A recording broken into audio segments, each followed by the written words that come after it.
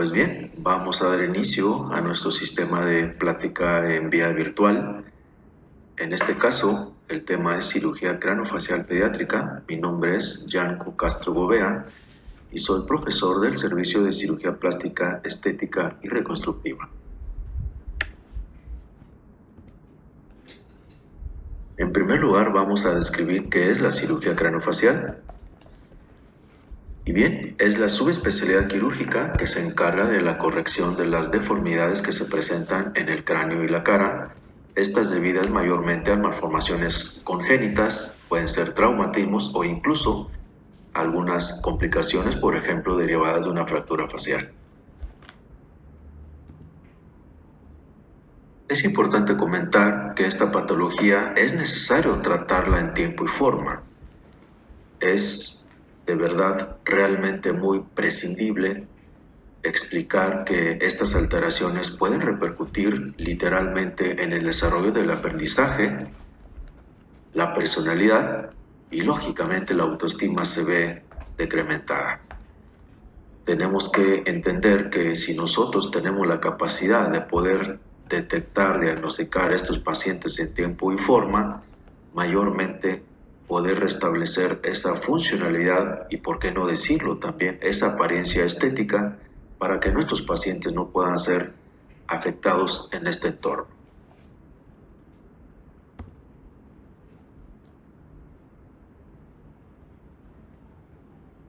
Existen anomalías que son realmente comunes para el cirujano craneofacial.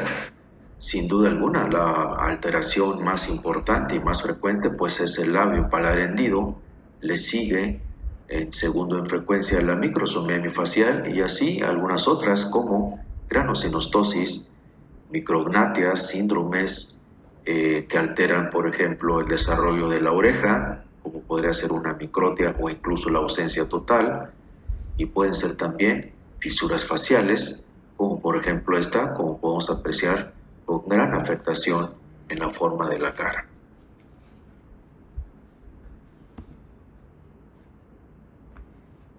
Existen otras entidades que pueden ser conglomeradas y definidas como síndromes craneofaciales.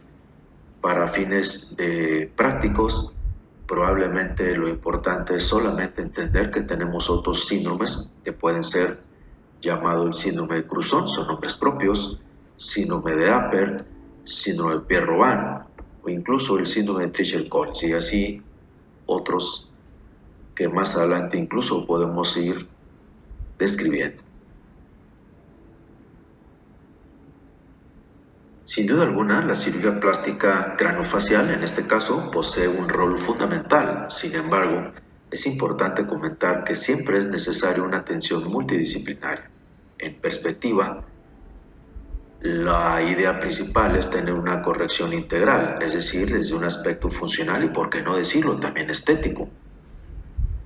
Siempre será necesario, en uno u otro orden, otro tipo de corrección. Por ejemplo, en pacientes con labio palar hendido, no solamente es necesario cerrar el labio, sino también realizar una reconstrucción por medio de una rinoplastía.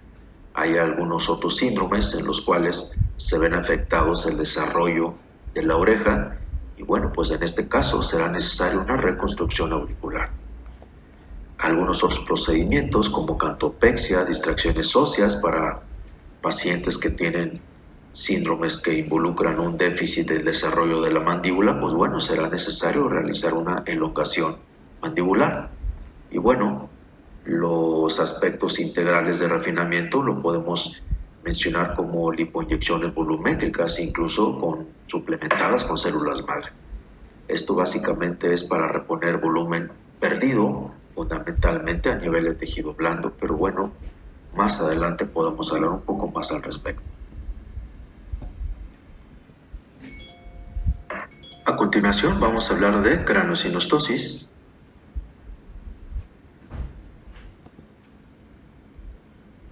Las craneosinostosis corresponden a la fusión prematura de una o más suturas del cráneo. Aquí estamos observando un entorno craneal. Al frente la sutura metópica, la sutura coronal, la sutura sagital y en la parte posterior la sutura lapoidea. Aproximadamente su incidencia es de 1 por cada 2.500 nacidos vivos. Existe una ley que establece, es la ley de Virchow, que cuando una sutura se ve afectada, por ejemplo, vamos a suponer que la sutura sagital, cuando ésta se ve afectada, el cráneo va a responder con un sobrecrecimiento en el mismo sentido a la cual la sutura se ha fusionado. Por ejemplo, si fuese esta, entonces el cráneo se alargará. Las suturas se pueden definir o aglomerar dentro de síndromes, pueden ser sindromáticas, por ejemplo el cruzón o el Apert que previamente describimos, o incluso pueden ser no sindromáticas, que de hecho es lo más frecuente, es decir, las craneosinostosis de forma aislada. Aquí estamos observando un cráneo normal y bueno, los diferentes tipos de craneosinostosis, por ejemplo una trigonocefalia, y obedece su nombre a la forma caprichosa en la cual el cráneo toma su contexto, que sería una trigonocefalia cuando la metópica es la afectada. Una escafocefalia cuando la sutura sagital es la afectada. Y bueno, recordemos la tríada de Virchow, en este caso, el cráneo adquiere un sobrecrecimiento en sentido antero-posterior. Tenemos, por ejemplo, la ausencia de la sutura coronal, en la cual el diámetro antero-posterior disminuye.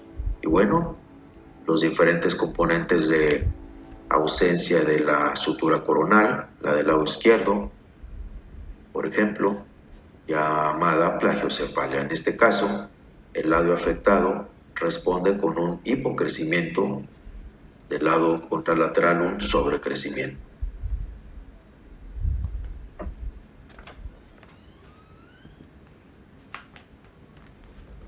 Habíamos mencionado que las suturas pueden estar afectadas y estar involucradas dentro de un componente como síndrome de Apert, Cruzón, síndrome de Chartres-Schötzen o Pfeiffer. Recordemos que la modalidad de presentación más frecuente son las aisladas.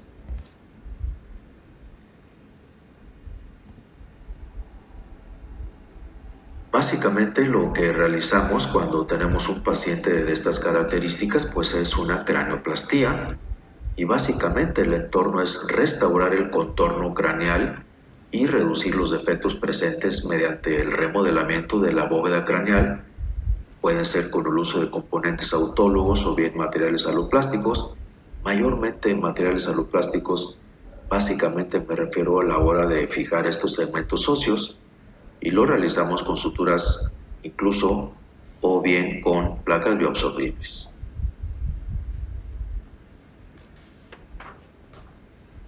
Como mencionamos en la diapositiva previa, básicamente el tratamiento tiene que ver con modelar.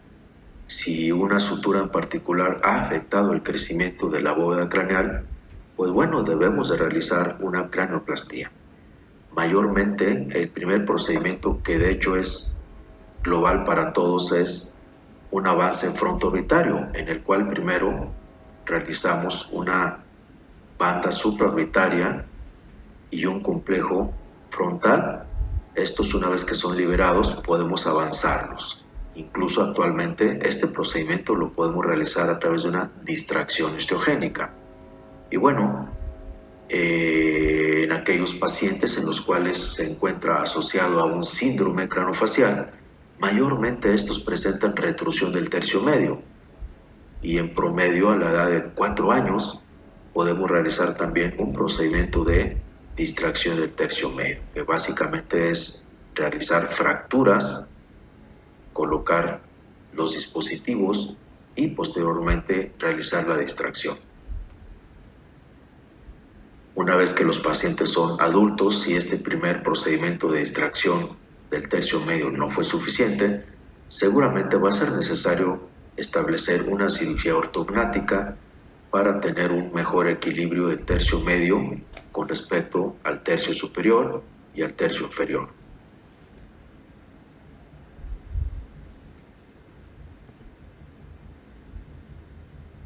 El tratamiento global, como habíamos mencionado, es un avance frontoorbitario en el cual podemos nosotros establecer o diseñar una barra supraorbitaria y un componente frontoparietal. Posteriormente estos son avanzados hasta obtener un equilibrio, como lo podemos observar acá. Insisto, una vez que los segmentos óseos son liberados y posicionados hacia su nivel normal, estos son fijados, pueden ser con suturas o con placas bioabsorbibles, las cuales justamente se absorben en un plazo de 6 meses a un año.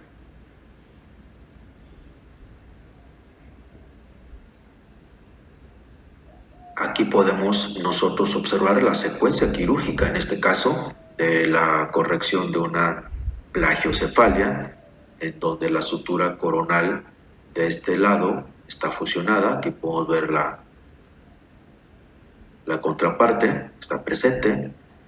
Y bueno, habíamos mencionado que cuando una sutura del lado coronal está afectada, pues básicamente vamos a encontrar un aplanamiento de esta zona frontoorbitaria, la cual pues afecta la parte de la frente y la parte del reborde supraorbitario. En esta proyección podemos ejemplificar cómo hay un aplanamiento de la parte afectada y una sobrecorrección del área no afectada.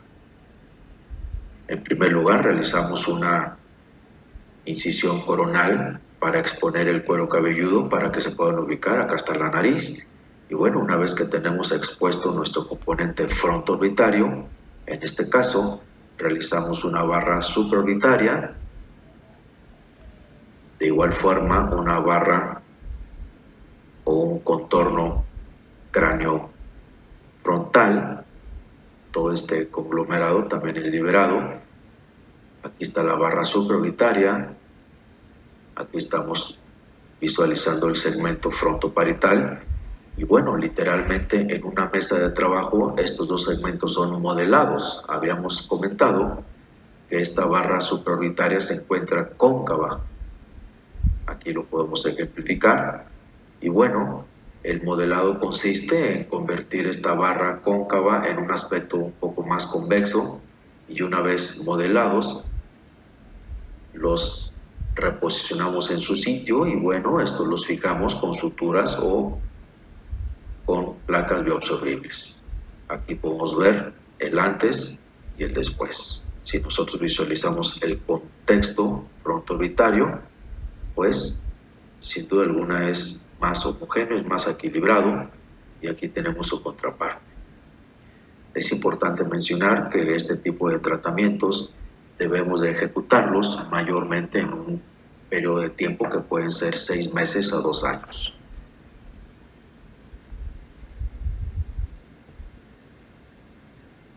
Aquí observamos otro ejemplo en donde después de realizar los cortes a los segmentos óseos, podemos desprender literalmente estos segmentos para poderlos modelar y posteriormente posicionarlos en su sitio para cambiar el contexto, en este caso frontoorbitario. Aquí podemos visualizar otro ejemplo.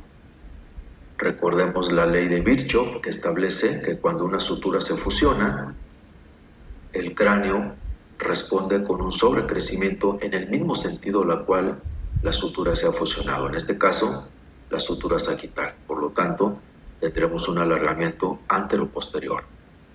Después de la modelación de los segmentos óseos, en este caso será un acortamiento, podemos observar cómo tenemos un entorno pues más satisfactorio con una disminución de su diámetro antero-posterior.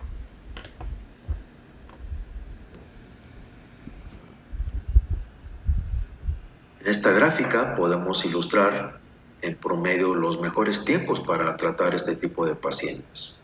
Si bien es cierto, el libro dice que lo ideal sería tratarlos antes de los 6 meses, en realidad la propuesta actual es tratarlos antes de los 2 años, simplemente porque el cráneo tiene un mejor desempeño. Es decir, si nosotros tratamos a los pacientes en etapas más tempranas, pues puede ser posible que después la deformación continúe. Si nosotros lo realizamos en promedio los 2 años, mayormente el cráneo ha adquirido en promedio el 80% de su crecimiento en un adulto. Y con esto quiero decir que las correcciones posteriores son menores.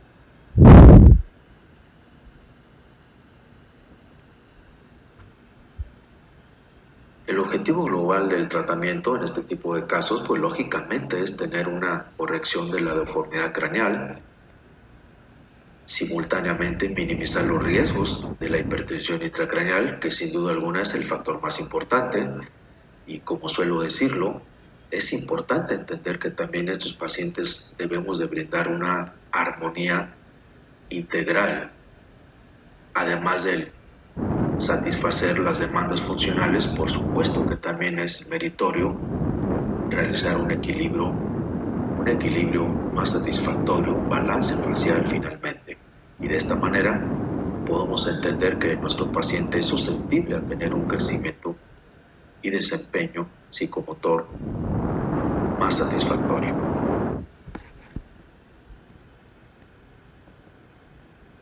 La segunda alteración congénita más frecuente, sin duda alguna, es la microsomía hemifacial. La microsomía hemifacial es una alteración que afecta básicamente el componente óseo y tejido blando de un solo lado de la cara. Es decir, la afectación involucra tejidos blandos y tejido óseo. En este caso podemos apreciar cómo la mitad de la cara se ve afectada. Aquí podemos apreciar otro aspecto todavía más importante y bueno, pues una deformación mayor. Incluso en este tipo de alteración puede estar afectada el desarrollo auricular, en algunos casos hasta ausencia total de la oreja.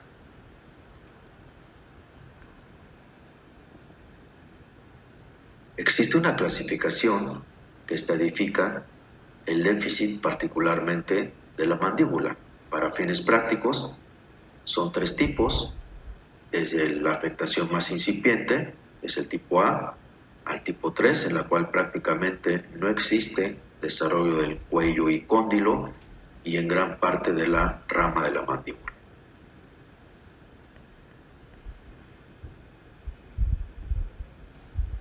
Sin duda alguna, el componente más prioritario para tratar en la patología de microsomía hemifacial es la afectación directamente a la mandíbula, donde solemos tener una mandíbula pequeña.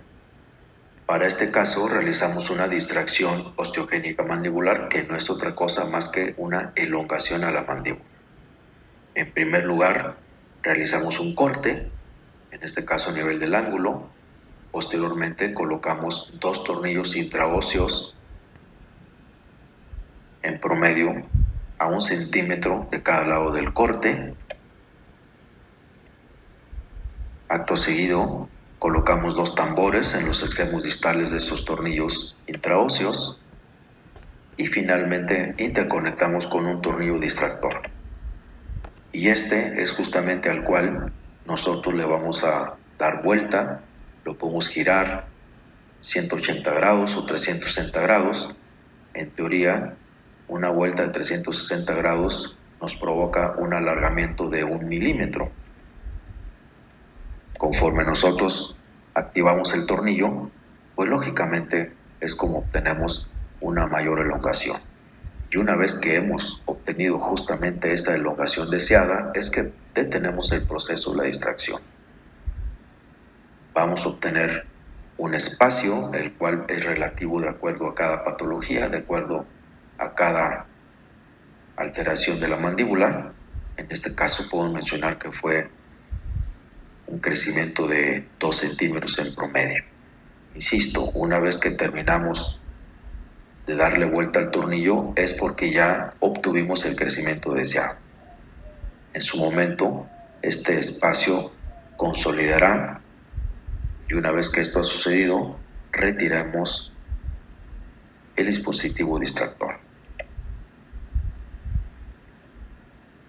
Aquí podemos apreciar la imagen de una paciente con un grado de afectación menor. Es importante comentar que cuando un lado es el afectado, pues las estructuras, en este caso la comisura y el mentón se desvían hacia el lado más pequeño. Si bien es cierto, podemos tener un lado de la mandíbula más pequeño, pero el otro lado también es anormal. Para fines prácticos, la distracción la realizamos en ambos lados. En un lado para ocasionar la elongación como tal y del lado contrario para redireccionar justamente esta conformación equilibrada. Aquí podemos ver cómo ahora el mentón se ha posicionado en la línea media y la comisura que estaba desviada hacia el lado más pequeño, mayormente después de la distracción tenemos un equilibrio más satisfactorio. Normalmente nosotros analizamos a los pacientes con una radiografía panorámica de la mandíbula en la cual nosotros podemos incluso dibujar previamente el nivel, incluso la angulación de los cortes, en este caso fue a nivel del ángulo de ambos lados.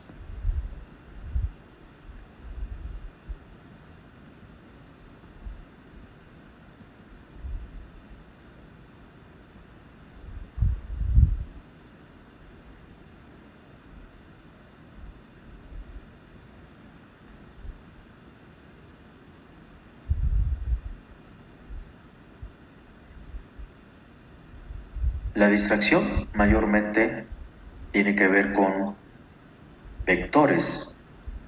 En este caso, si la mandíbula es afectada en todo su contexto, pues normalmente tenemos que elongar la rama vertical con un corte perpendicular a su eje mayor.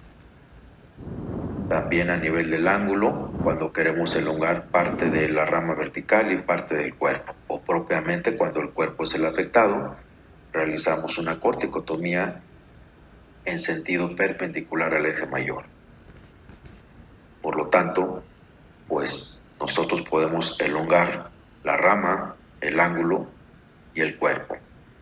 Hablamos de un vector de crecimiento unidireccional, pues cuando solamente tiene una dirección. Por ejemplo, si solamente estamos tratando el crecimiento de la rama vertical, pues será un vector unidireccional.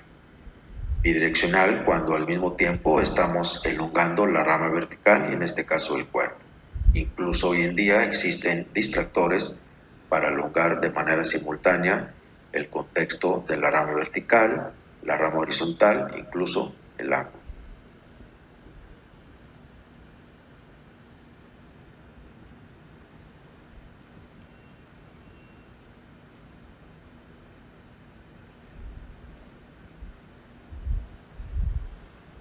La distracción mandibular sin duda alguna ha venido a revolucionar el mundo para pacientes con afectación mandibular. Por ejemplo, algunos síndromes que involucran hipoplasia de la mandíbula, por ejemplo el síndrome de Pierre-Robin, pueden ser tan dramáticos que incluso de recién nacidos prácticamente la mandíbula se ve como si fuese ausente. En este tipo de casos esta alteración puede ser tan severa que puede alterar su función respiratoria a través de un síndrome de apnea obstructiva del sueño. Anteriormente, como una medida salvatoria, estos pacientes eran sometidos a traqueostomía. Hoy en día, una distracción mandibular aguda puede hacer que su mandíbula crezca rápidamente para desobstruir la vía aérea y evitar incluso la traqueostomía. Aquí podemos ver un control postoperatorio de este mismo paciente a los 18 meses, donde tenemos prácticamente un desarrollo normal de su mandíbula para equilibrar el esqueleto craneofacial.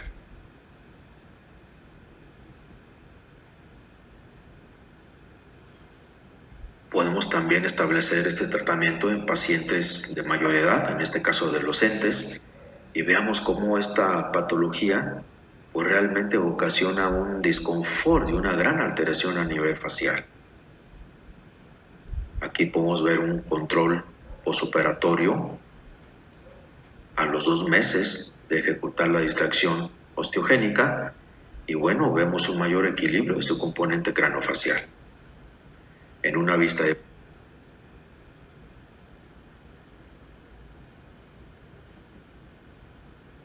En una proyección lateral podemos documentar este crecimiento paulatino a través de la distracción osteogénica.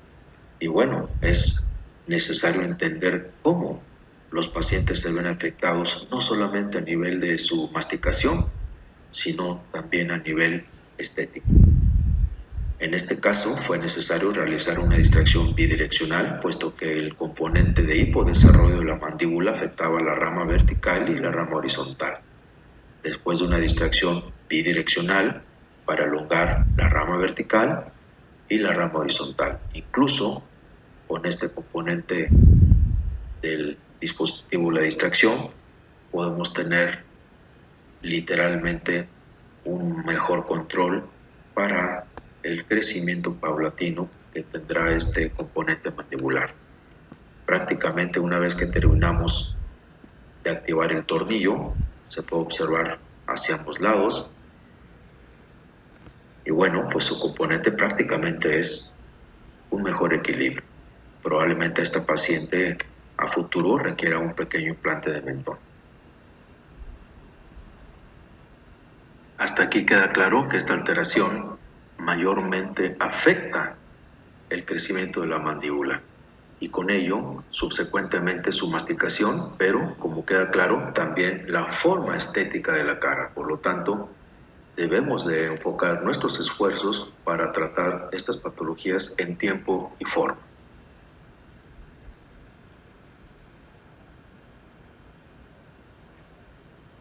Otro tipo de procedimientos que mayormente realizamos en estos pacientes es la cirugía ortognática, que básicamente tiene que ver con darle mejor posición al entorno del tercio medio o mandíbula. En este caso, tenemos un paciente con un déficit de crecimiento del tercio medio, pero simultáneamente un sobrecrecimiento en su mandíbula, es decir, un prognatismo. Este tipo de defectos pueden ser parte incluso de un síndrome craneofacial o presentarse de forma aislada. Todo procedimiento de cirugía ortognática involucra una primera fase y esta es un tratamiento ortodóntico. Este tiene por objeto alinear las piezas dentales, desprogramar la oclusión para posteriormente realizar el procedimiento quirúrgico. El andamiaje de la ortodoncia es justamente la que nos asegura un mejor posicionamiento y engranaje de las piezas dentales una vez que se movilizan los segmentos. Aquí estamos apreciando un control postoperatorio en donde incluso en una vista de frente es perceptible ya el equilibrio de sus componentes esqueléticos y este puede ser más hegemónico en una sonrisa. Vemos una vista lateral, lado izquierdo, lado derecho, y bueno, apreciamos un tercio medio que se ha desplazado mediante un procedimiento de Lefort 1 hacia adelante y un procedimiento de mandíbula, el cual, recuerda, el paciente tenía un prognatismo, su mandíbula se desplazó hacia posterior para finalmente tener un componente equilibrado entre el tercio superior, tercio medio y tercio inferior.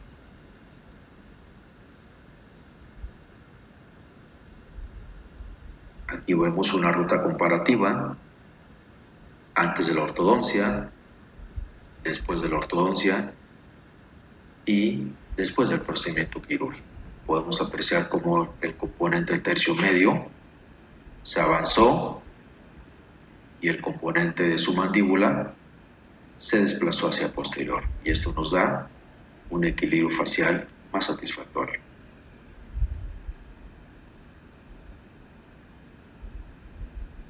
Aquí tenemos el control postoperatorio a nivel de la oclusión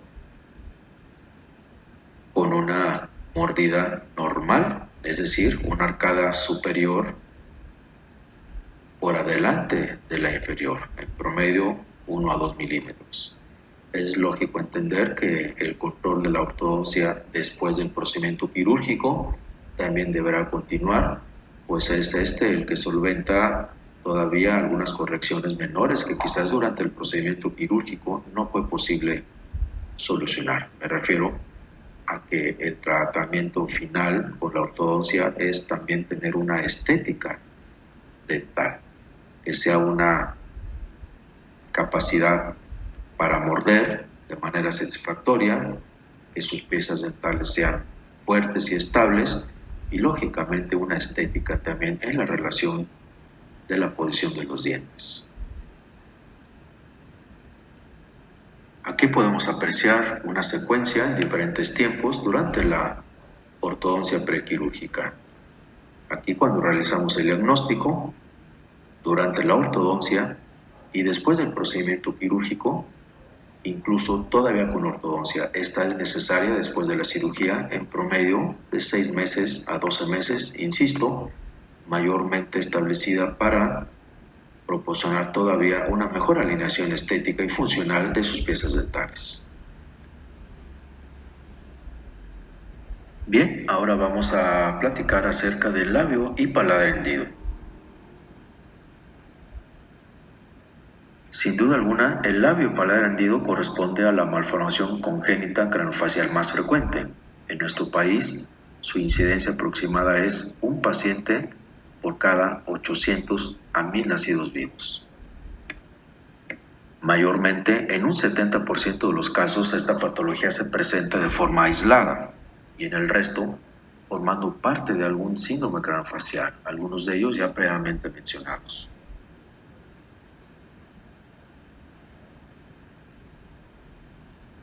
Es importante comentar que la herencia tiene un rol fundamental en la aparición de esta patología. Por ejemplo, si existe el antecedente de un hermano con labio y paladar hendido, la probabilidad de que la pareja tenga su siguiente hijo con esta afectación es de un 4%.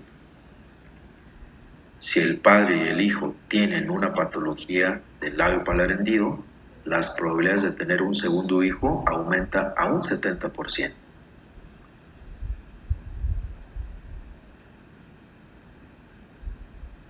Embriológicamente hablando, básicamente la patología principal es una falta de fusión a nivel de los procesos maxilares hacia la línea central. Y de esta forma, la consecuente aparición del labio y o paladar hendido.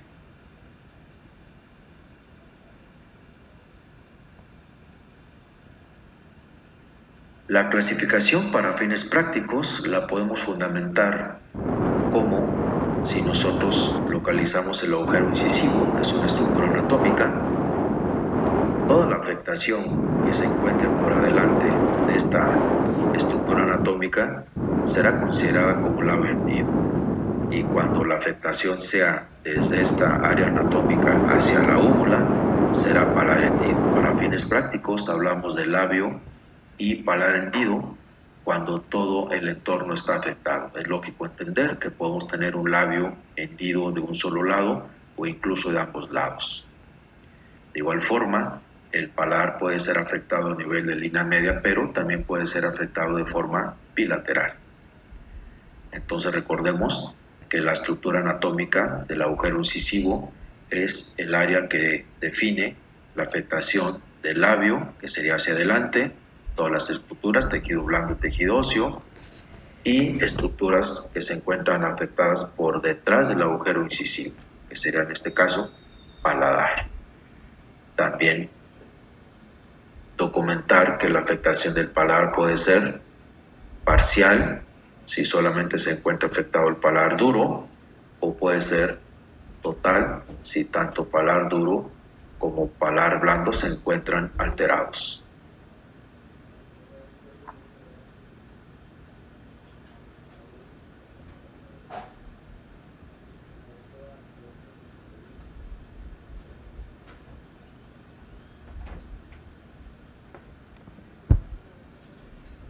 Es fundamental instaurar un tratamiento con un enfoque multidisciplinario. Si bien es cierto, la participación del cirujano plástico es fundamental, pero no es la única.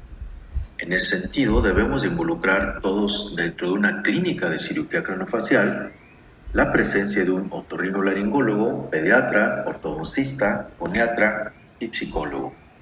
todos ellos encaminados a aportar su máxima experiencia en el tratamiento de pacientes con labio paladar hendido.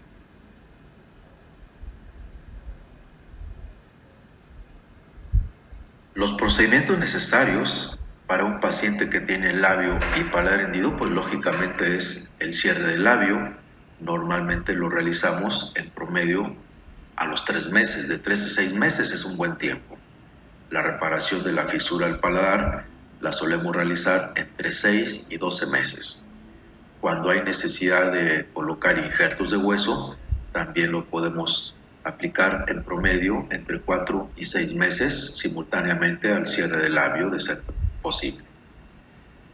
También existe la posibilidad de que con el desarrollo del crecimiento, pues en ciertas etapas de la vida el paciente pueda requerir una faringoplastía para mejorar un habla más inteligible.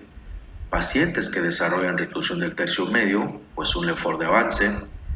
Es necesario también ejemplificar que, por ejemplo, cuando realizamos el cierre del paladar, pues es necesario visualizar que de la evolución del labio y la nariz quizás pudiésemos realizar algún retoque. Insisto, una vez que el paciente tiene su máximo crecimiento y si es necesario, probablemente realizar una rinoseptoplastía ya con un enfoque netamente estético. Si es necesario funcional, pues lógicamente que también.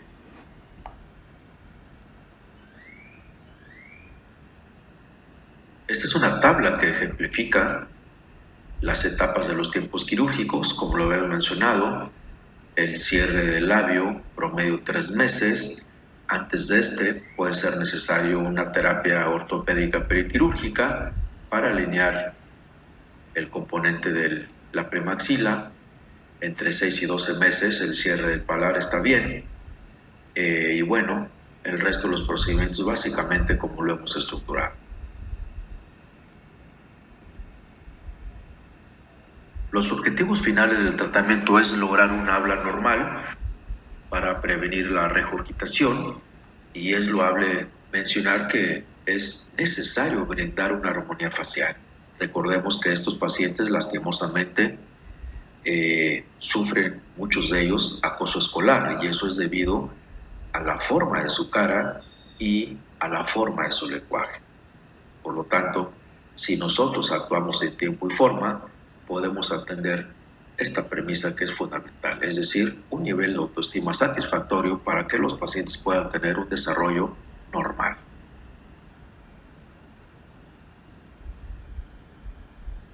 En el caso de la fonación, pacientes que tienen paladar hendido, como sabemos, pues lastimosamente muchos de ellos tienen ese estigma que solemos llamar voz con resonancia nasal o coloquialmente voz gangosa. Si nosotros operamos a los pacientes de paladar en tiempo adecuado, podemos prevenir esta alteración. Si el paciente desarrolla algún grado de insuficiencia velofaringea, normalmente la documentamos entre los 3 y los 4 años y de esta forma podemos establecer algún procedimiento relativo para mejorar esta insuficiencia velofaringea.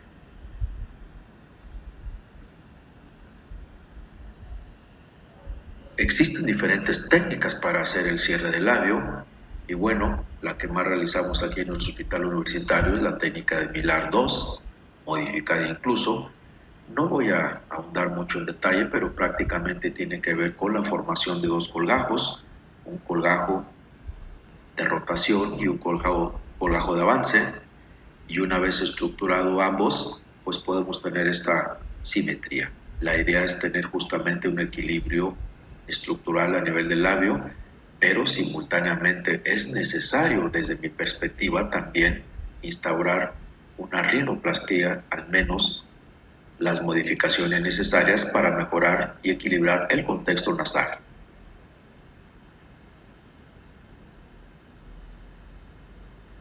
El cierre del paladar básicamente tiene que ver con medializar ambos segmentos del paladar, son los colajos mucoperiósticos. Igual técnicas existen diversas, mayormente nosotros utilizamos la técnica de von Langenbeck, que básicamente tiene que ver con incidir de manera lateral estos segmentos, levantarlos cuidando la irrigación de la arteria palatina mayor y hacer un cierre en 3 planos: fosa nasal, aspecto muscular y mucosa oral.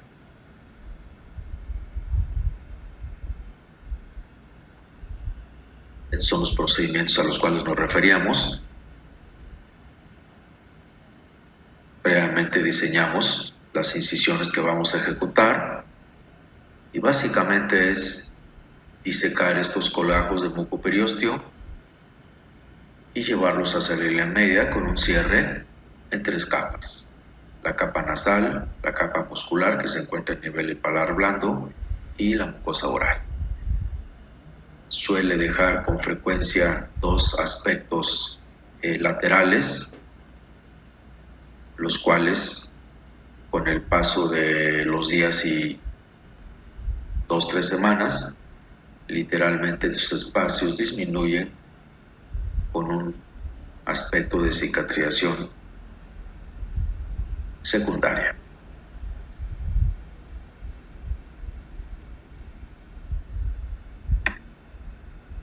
Aquí visualizamos un paciente a la edad de 3 meses y observen cómo esta patología pues literalmente distorsiona la forma del labio y la nariz. Insisto, no es suficiente solamente cerrar el labio, también debemos de esforzarnos por realizar una rinoplastía, así se parezca un poco osado, pero normalmente yo manifiesto que es necesario, es loable realizar simultáneamente un cierre del labio con una rinoplastía para tratar de obtener mayormente este aspecto de una mejor simetría. Si los pacientes tienen una simetría esquelética, pues es lógico entender que su desarrollo será hacia la normalidad y de esta forma podemos estructurar un aspecto de mayor equilibrio.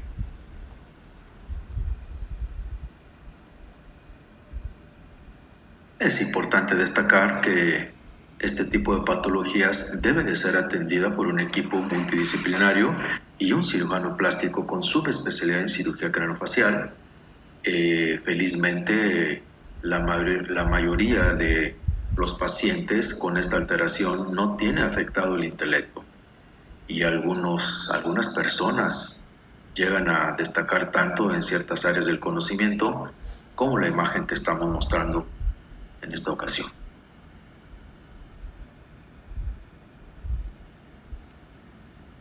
Es importante mencionar que afortunadamente la mayor parte de pacientes con afectación, en este caso del labio paladar hendido e incluso muchos otros síndromes craneofaciales, mayormente sus niveles de inteligencia son normales. Y eso es un aspecto de máxima relevancia porque con alguna frecuencia los padres están muy preocupados al respecto. Siempre hemos dicho que es indudable entender que los pacientes que manifiestan una alteración craneofacial, pues en cierta forma están un poco en desventaja. Si nosotros, cirujanos plásticos craneofaciales, tenemos la capacidad de poder operar a estos pacientes en tiempos adecuados, pues eso sería sin duda alguna el preámbulo para poder tener un desarrollo más equilibrado en todos los componentes de nuestros pacientes.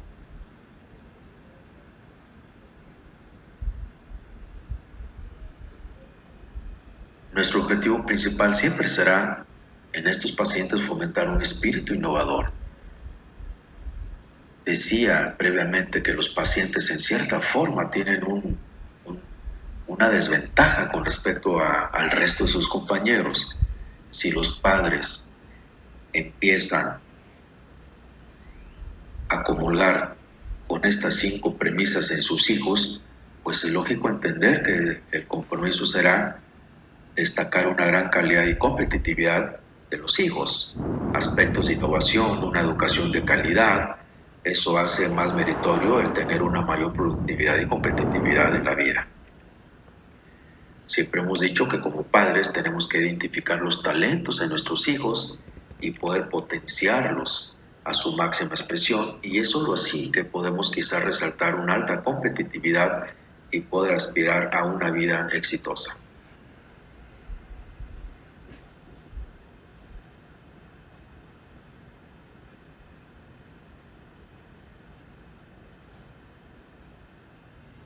Bueno, pues hemos finalizado nuestra presentación. Aquí se encuentra plasmado nuestro correo electrónico. Me parece que la misma plataforma también tiene una posibilidad de poder documentar preguntas, y bueno, nosotros estaremos muy atentos para poder ofrecer una contestación a cada una de las preguntas que ustedes puedan tener. Los invito a leer, porque leer creo que despierta el espíritu, se fomentan mejores cosas para lo que sigue. Siempre he dicho que casi todo se puede, y ella así lo manifiesta. Pues llegamos a la conclusión de esta plática. Muchísimas gracias por su atención. Hasta la próxima.